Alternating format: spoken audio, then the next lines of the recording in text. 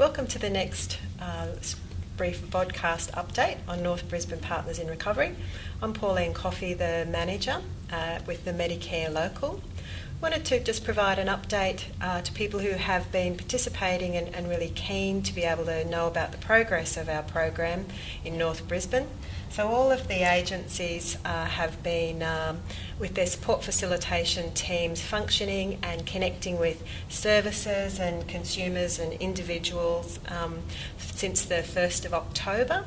So the 7 agencies that employ support facilitators have been very much busy in regard to networking and meeting different service agencies and working on that 1-800 number across the region. So at the moment I have Kimberly here, who is the support facilitator from Footprints, who's a member of the consortium, and Kimberly's going to talk a little bit with us around what her experience of a support facilitation role in these early days have been. Yeah. The services that we've been talking to and working with have been very receptive to Partners in Recovery, which was a good sign to begin with. And since then, we've had client referrals from a wide array of services, which I suppose is a really good indicator that we're reaching a lot of different areas that we needed to, apart from just the main systems that already exist. People have been really willing to come on board and work with Partners in Recovery and do the collaboration with clients to help meet these client needs and help better support them and provide a more cohesive, seamless support structure for clients as well. So far it's had really positive outcomes.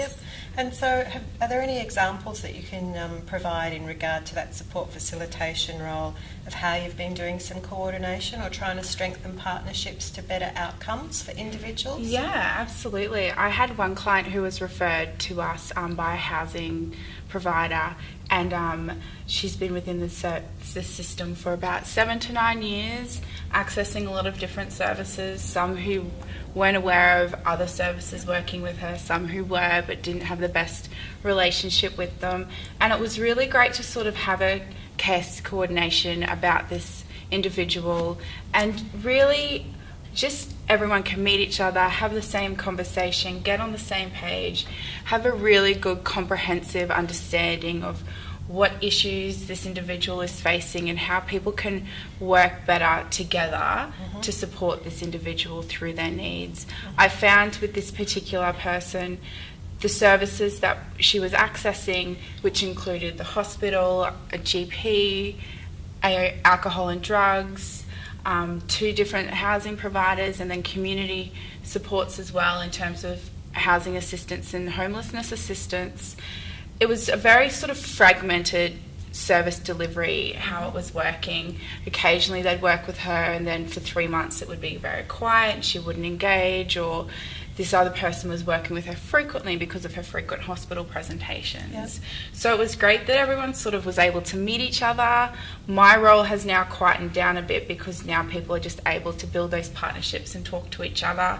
They know who to talk to, they know what people are doing for her. So my role has sort of cooled off a bit in terms of linking people up because now they have the autonomy to do that themselves. So that was a really positive outcome as well. Absolutely, yeah. And so in terms of in terms of a recovery sort of process, are you hopeful that those partnerships will be able to assist? Well, absolutely, because now everyone has a clear insight into what this individual considers recovery for her, which is what we're all about, is an individualistic idea of recovery for the person. So now when we have another case conference, the individual will be involved and we can all have that conversation, help address what she brings to the table and identifies what she wants support with, and we all have a clear understanding of what everyone's capabilities are and what everyone can do for her in order to best provide that for her.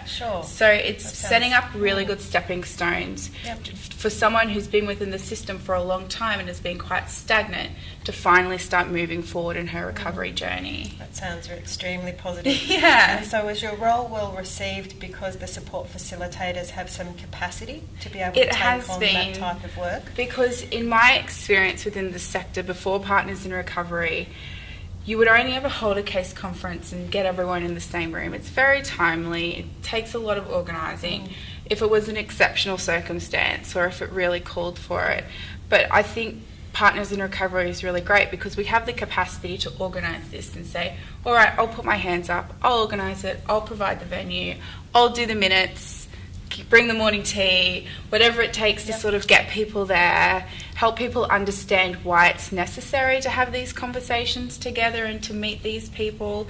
And people are really responding to that because they're happy to attend as long as they don't have to organise it. So now Partners in Recovery have the capacity to do that. It opens the doors for a lot more partnership building. Sure. That's great. Yeah. So in those initial sorts of stages, feel quite optimistic in regard to the scope that we might be able to move into. Absolutely. Yeah. Okay. Yeah. All right. Well, that's a lovely little update in regard to some of the practical sort of role of the support facilitators. Yeah. We will continue to do these Vodcast updates as an easy way of being able to communicate to the sector about our progress. And thank you. Yeah. Thank you, Kimberly. Thank you.